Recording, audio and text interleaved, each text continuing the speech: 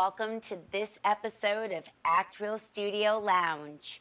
One thing that people know me and know about the industry is voiceovers, animation, and how big that industry has gotten. Before, you used to be able to be, anyone could be a voiceover artist, and they would work intensely. But as the genre evolved, more and more celebrities, more and more people of note took on those roles. And everyone wants to know, how do you get started? How do you break into that industry? Well, today we're going to find out from one of the most prolific, uh, well-respected, Emmy-nominated, if not granted, writers, directors, composers, and television producers in the business today. And that is my friend, Bill Burnett. Welcome, Bill. Well, don't. No, thank you, Roz. Thank you. Don't get the idea that I'm going to give anybody any shortcuts of how to become a voiceover actor, though. Yeah, I know. That's not my thing. There's no I shortcuts.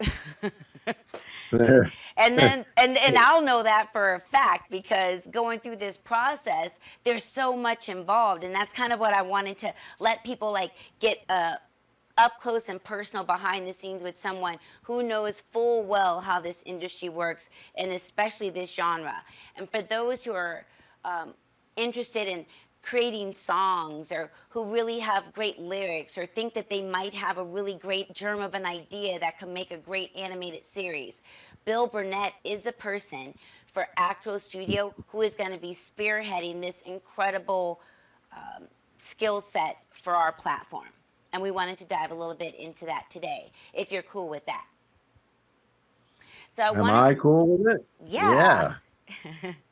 All right, so I wanted to give if a little background, if you can tell us really how you got started, like how did you get involved in the space of animation?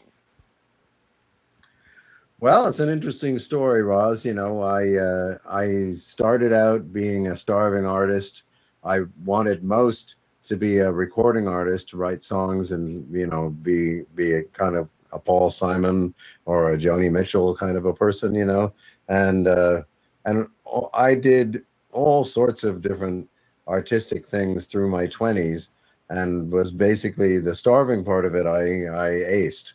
I was definitely starving, but I wasn't. And I did a bunch of cool things, but it wasn't really until I got into advertising that I started to get somewhere in life. And, if you had asked me as a young man, do you want to be in advertising? I would have been like, oh, no, no, not advertising. As that old joke about there's this guy's family, and one guy's a drunk, and one guy's a thief, and one guy's a murderer, and one guy's in advertising, and he says, "Don't talk about the guy in advertising." But I when I finally did get into advertising at Gray Advertising in New York, I discovered that I was quite good at it and enjoyed it. It let me use all of my different talents, and of being a writer. I was a story writer. I was a musician. I was a composer. I was a persuasive person, and I enjoyed doing advertising, and I became the creative director of MTV Network's advertising agency, and did a lot of really cool stuff in there. That I want to dive into that for just a moment because that is a huge deal, a big deal, Bill, that you were the Big deal. it's a big deal, Bill, like It is. hello. I agree. Right? I totally Because agree. MTV was at the forefront of every single thing that was part of our culture. I mean, my one of my first jobs was at MTV, and I know that it was like a cult following. So for you to be the creative director at such a forward, it's kind of like now, like you were at the beginning of all the things that were next. How did you get involved? How did you get to MTV from advertising? Was it a connection, or did you answer an ad? Did you have a headhunter? Like, how did that happen to get in such a big up and coming I was working spot? at Gray Advertising, which is a more regular type advertising agency. Hmm. It was sort of my apprenticeship, and a friend of mine knew Fred Seibert and Alan Goodman, and they had been among the people who created MTV, and were now starting their own company called Fred slash Allen, and it was going to be titularly, it was going to be an advertising agency, but actually it was more like a kind of a think tank for MTV, VH1, Nickelodeon, Nick at Night, Comedy Central, ultimately. And they needed somebody who knew something about advertising, because they didn't really know anything about advertising. What they knew about was how to create and nurture cable TV networks, which in those days were a new concept. The idea of a cable TV, pick up the phone and talk to your cable operator and say, "I want my MTV." That was them. And so uh, they hired me because I was a young and a rapscallion. I was hungry and willing to do crazy things, and we did do crazy things. And in fact, I created the name Comedy Central and wrote the original positioning paper for Comedy Central, and it's gone on to be a hugely successful network, and following a lot of the things that we laid out for them back then in the early 90s when it was so my clients were MTV, Nickelodeon, Nick at Night, VH1, and Comedy Central, and a few other little things scattered in there, uh, like Sassy magazine, Sassy, and Sassy. and That's Fred Seibert incredible. went on to become the president of Hanna-Barbera, which is a really strange, I mean, he had no particular relationship to animation, but he had made a connection with Scott Sassa, not Sassy, but Sassa. Scott Sassa was the head of Turner, of that division of Turner Broadcasting, which had purchased everything involved with MGM, which was Hanna-Barbera was part of it. And so Fred was made the president of Hanna-Barbera, and he brought me out to LA to be his creative director at Hanna-Barbera. And my only caveat for accepting that job was I want to get involved with making cartoons. I really, really would like to make cartoons. I love cartoons. I had a Where big that cartoon passion collection. come from when you were at Hanna Barbera? And let's talk about that because I mean Hanna Barbera, basically growing up was Nickelodeon. It was the forebearer of that entire genre. You had, you know, things that we still talk about today, like the Flintstones, right? And Scooby Doo, Jetsons and Top Jetsons. Cat, and yeah, they were big. They were huge. A I lot. mean, that You was could so, go on for a long time making yeah. listing off the big hits that they had. I Sure. remember growing up watching the Jetsons, always wishing I was like, one day I'm going to be able to talk to somebody on the phone and I'm going to be able to see them. And here we are. Yeah, here we are, So, kind and of, sort of there. right, and I want to talk a little bit about that. I mean, we always talk about networking and connections and really showing up. What was it you? I mean, you said it was because you were hungry and you were ready, but you also had a creative spirit and you had this willingness to try new things and be adventurous and with the music. So, could you give me a little background of how that love for that genre impacted you to want to create animation, and then how that played into some of your other talents like on Broadway and creating some of the songs and scores that you did for like Curious George and some of these other really huge Cow and Chicken, hugely successful um, platforms and products. Yeah. Well, interestingly, if you look at the history of cartoons, they were intended in the earliest days to be a a a way to set images to music. You know, they were called silly symphonies and Looney Tunes and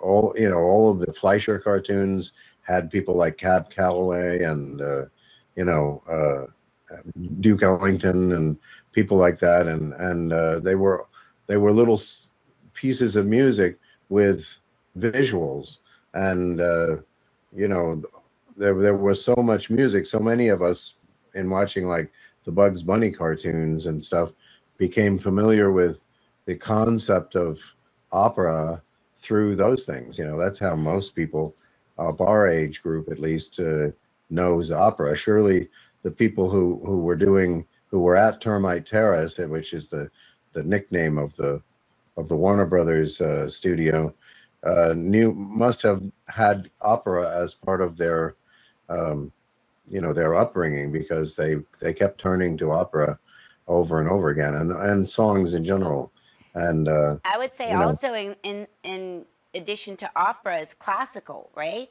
So like Tchaikovsky and classical. Mozart, like these were like you hear these songs and they're the scores to the cartoons. Like I hear classical music now and I'm like, oh my goodness, that was from Bugs Bunny, or that was Yeah, from Tom and Jerry. yeah.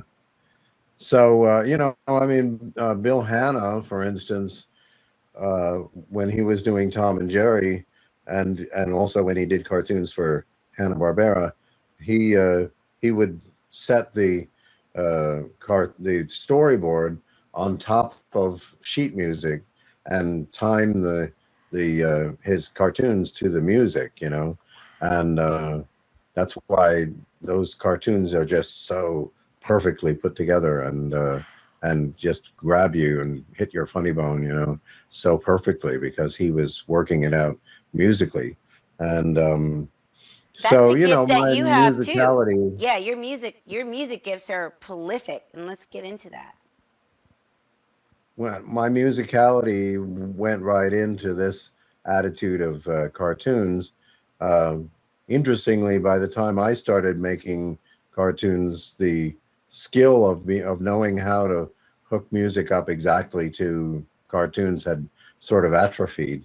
Hardly anyone was doing that. So the older directors were the ones who knew how to do what I was asking them to do.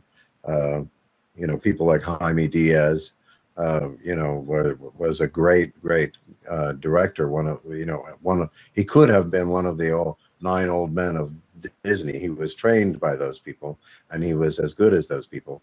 And and so I got into the first show that I worked on was Cow and Chicken, and you can see right back here, uh, the the ugliest weenie was one of my big numbers. Um, I wrote that it was an actual musical uh, that you can find online, and you know, it was a two-part show. I wrote a lot of songs for Cow and Chicken, and I was the head writer of Cow and Chicken. And and then when Ted Turner sold his company to Warner Brothers, and they were going to come in and take over, Fred moved over to Nickelodeon, and we all moved over to Nickelodeon, and I did 10 shows for Nickelodeon, um, one of which was Chalk Zone. And Heard of of course, that every one. episode, Heard of that. yeah, that's my big claim to fame, and and yours too. You know, one of Absolutely. your claims to fame, because you were Queen Rapshiba in Chalk Zone, What and was it that you decided? Because I didn't sing. And that was the biggest thing for me. I was like, Bill, I don't sing. And a lot of things happen where you just have to go with it. And you had something that you felt I brought to the table that I didn't even see. And I think that's what's so beautiful about you, how you're able to work with artists and actors. You're able to find that special niche and just hone in on it and make them feel really powerful in it. well, you know, Roz, if you had literally not been able to sing, in fact, I would have stopped making you sing. But you were very good at it. You had a feel for it and rhythm and everything. I mean, and it was kind of amusing to have somebody who wasn't a natural singer be the singer person in Chalk Zone, and it was fun. It was funny, and you were also very funny at delivering lines. So I don't it know was what you great. talking about. What? Yeah, And you and always go ahead. yeah, no, go ahead. So I was going to say, and to that note, you also work with, I mean, when I think about you working with people who can sing, we're talking about one of your besties that you started with back in the day, Patty LuPone. Well, I wouldn't quite call her a bestie, but I did work with Patty LuPone very early. She had just done Evita, and she was a big deal, and we got her to be in our show called uh, uh, Soap Opera, uh, a soap operetta, uh, and she was the female lead of that. It was a PBS series that we were doing, and I've also done songs for Bette Midler and Tim Curry. I always list Tim Curry because Rocky Horror Picture Show, hip guy. He sang in Chalk Zone's episode, the Halloween episode, and Those are it was huge. great. I mean, you've worked with some really, really hugely talented people along the way, and you Really. evolve so much in your own talents. I want to talk about your music right now, and are you currently in this band, right? Talk about your the Well, I'm doing two things. I'm doing Bill Burnett as Bill Burnett, and I'm also doing a Leonard Cohen tribute thing where I sing all the sort of entire oeuvre of Leonard Cohen, and it's going very well. People are enjoying it, so you know, and so, and I sold out think that's shows. super fun. And one of the things also about how you were able to connect the dots to, this is my first time ever hearing that cartoons were basically pictures put to songs. Like, I think that's really interesting, and how that still plays out today. What's the techniques that people are using today? Because there's so many different, they can license music, they can do riffs, they can buy tracks. Are you still composing everything from scratch with your new pieces that you're working on? Is that still something that you love to do? Or have you evolved? Has it evolved, that space? I am. I don't know what the happening cartoons of today are doing in terms of where they're getting their music from, but I still believe in creating things from scratch, and you know I've never used any kind of sample or certainly not any kind of loop, uh, not knowingly at least. Um, uh, I don't think that we had two major composers for Chalk Zone, Guy Moon and Jeff Levin, and they did everything. They created everything from original.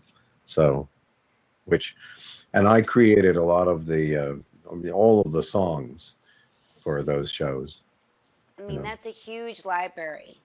And Yes. that's what's such a gift about where we are today, and being able to have you share all that knowledge on the platform with Acro Studio. And I wanted to get a little bit about kind of the process of how you're able to help people uncover those gifts when we start talking about animation, the idea.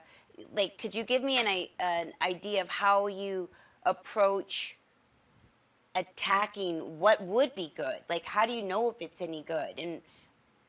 And how do you start putting yourself out there?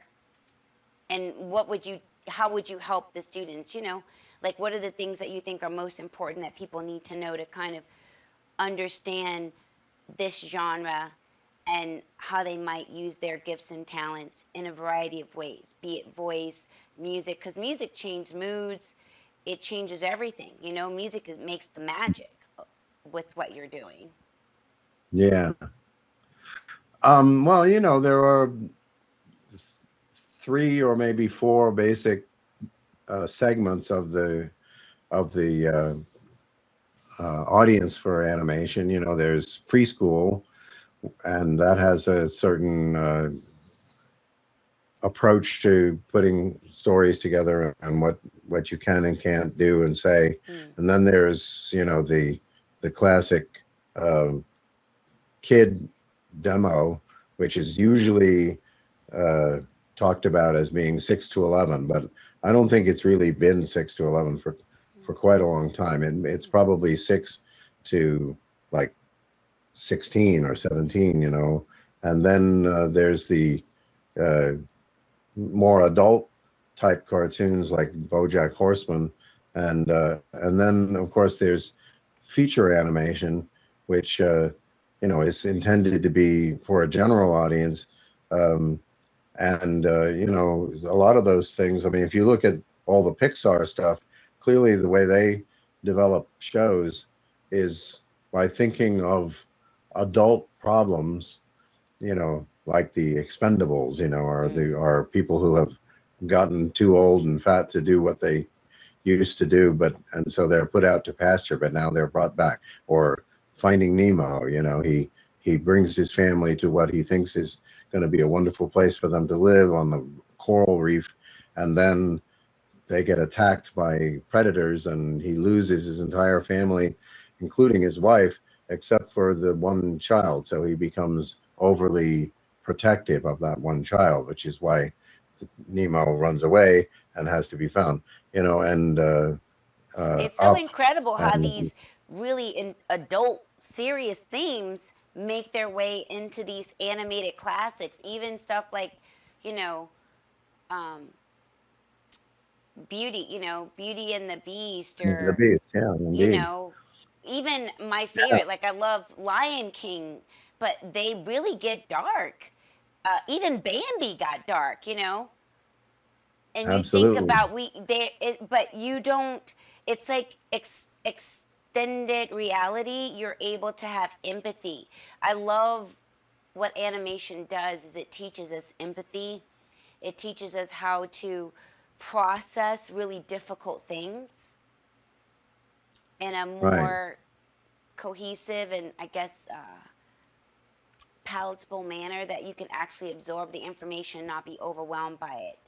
And even the cartoons, there's so much violence. You think about the things that we grew up with and the stuff that we would see in all these, and it's evolved so much. Do you think that that was intentional, or what do you think? Is that what the genre was always supposed to be? Violent? Well, Is that like you what you're said, asking? taking adult themes and making them for a younger audience, difficult situations, and making sense of them, or giving them a context, of a framework of how to deal with it. I think that the earliest cartoons in like the 1920s and 1930s were vaudeville animated. They were, if you look at them, most of them, like if you think about Daffy Duck and Bugs Bunny, that's like a vaudeville team. And they're almost standing there on a stage, doing that's rabbit season, it's duck season, it's like a Laurel and Hardy or a Abbott and Costello, um, and this whole thing of uh, uh, the people chasing each other around. It's basically set up a situation in which people chase each other around, or characters chase each other around. Um, And there's a and bad guy and a good guy, the white hat and the black hat. When you think, and mhm. even like Popeye, I used to think about Popeye, how we've always needed superheroes, but his was spinach, right? And how you had that go-to thing. Yeah, Yeah. So, but then I think in the 60s, the main source of inspiration were TV shows. The Flintstones was the Honeymooners, you Yes, know, and the Jetsons was the Flintstones set in the in the future. future. I mean, it was, and so I think that's what Bill and Joe got their inspiration from, and then as we came up into uh, more modern times, it was sitcoms.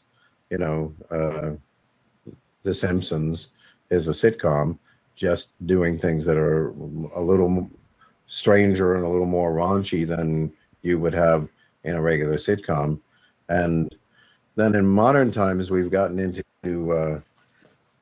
surrealism, you know, uh, and some of the stuff has gotten really, really dark. Um, but Yeah, but anyway, I think in answer to what the audience here is who would like some guidance is I think you have to figure out what part um, of the animation world you feel you could fit into, and what part of the animation world does your idea fit into, and then you need to figure out a way to express your idea in a way that other people will go, oh yeah, I get it, I see how this works, and I see what's funny about it, and who the characters are, and that's when, time and again, when I'm approached by people who don't know um, how to develop their idea and how to present it. It's that what they have something that's very, very clear in their own minds as being, this is a great idea. I love this idea, and they don't realize that it's not clear to the person that they're pitching it to. That it's not. You need to really sort of blow the cobwebs away and make it all very, very clear. And I can help um, with doing that for sure. is It's that it's a developing story? Like, is it storytelling? Is it situational? Is it focus driven? Like purpose driven? Like, how do you, as an artist, figuring out your way, decide which route to take first? I guess. well, it's always storytelling and it's always character. I mean, you don't, for the most part, you don't get people falling in love with an idea or a concept. You get people falling in love with characters. So if you have a great concept, you need to figure out a character that you can weave that into that concept. People don't fall in love.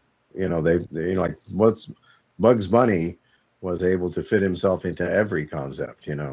He could be uh, the guy who was driving a train, or in one show he would be living in an apartment building, and in another show he'd be a rabbit living out in the woods. You Yep. know, and so they used him as like an actor. You know, the same way they Yeah. used Cary Grant as an actor. He could be the guy in North by Northwest who's very sophisticated, or he could be, you know, a guy down on his luck in another movie. So Do you think that but the audiences today give that kind of liberty to these characters? Because Bug Bunny was so special and he had different incarnations of who he is. But I think now, like Bart Simpson is Bart Simpson, right? Or that's true. who, they're so much more interested in niche and putting you in a box on some level, and then that's how that person plays out. If he's irreverent, he's irreverent all the time. If she's a smart, snickery, cantankerous person, that's how she is. But with, Well, Bart Simpson is a character in a sitcom. You yes, know, so you don't have George Costanza being different in from show to show. He's George Costanza, and things happen, and he responds as George Costanza or Jerry Seinfeld or Elaine. right, Um, So the difference between So that like Bugs Bunny and The Simpsons is The Simpsons is a sitcom, you said, but Bugs Bunny would be more of a. I think that the reference point for the termite terrace people was vaudeville. You Vaudeville. know, it was a couple of people, maybe four people in the case of the Marx Brothers, going out on stage and doing something crazy and silly that made audiences laugh, you know. So And we don't have a lot of that today. Who would you think are the modern day vaudeville talents, if any, that you would like to work with, for example? Like these guys have really great timing and they're really fun, or well, I don't know. The show that jumps to mind that is carrying on the tradition of vaudeville is Saturday Night Live. You know, all the stand-up comics tend to be more people observing things, and saying funny things about what life is about, and even getting into pretty heavy philosophy, you know. and that's come Um, under fire quite a lot these days. So, moving forward and kind of wrapping this up, like the new environment of storytelling, animation, comedy, where they converge, seems to be a thick soup that you kind of have a to. thick soup, I call it a thick soup. Like, it's yeah, got a lot in it. It's got a lot of pieces in it, and there's no, it's a gumbo. it's like a gumbo. Yeah, I feel like it's a thick, rich gumbo. And what I'm Yeah. excited about is someone with your background and passion and incredible talent being able to help people navigate this new landscape and get their voices heard, but really be able to make an impact on the culture to help Mm. and to heal and to bring laughter and some really good fun music, I think, is what I'm excited about you doing with us. Okay, let's do it. Let's do it right now. Sign up. Yeah. Let's get it. Bill, you're awesome. I'm so glad you're here. I'm so glad to have been able to talk to you today. And I'm really, really excited to share you with the Actual Studio community and the world. So All what's right. next? So tell me about what you want to say to those who are interested in working in this space and what you want to offer. Because I know you know directing, you know every side of it. So just give them a little bit of a quick sizzle of what you'd like to share and what they might be able to learn about in this genre. I can be an experienced. Let me start this. Um, a receiver of your ideas. I can be a receiver of your ideas and speak back to you what is working and what isn't working and help you make it clear. The idea will stand on its own one way or another. I mean, it will be accepted or rejected, but not because of lack of clarity. And that's what I think is the biggest problem with people when people come to me seeking help, uh, and they send me their material. I help them by saying, I don't understand what you're going for here. Let's make it work so that I understand it. And if once I understand it, I think you can make other people understand it. True collaboration with a genius is always welcome. You're awesome. I love you. We're good. Okay, I'm going we to see you done? soon. That's it.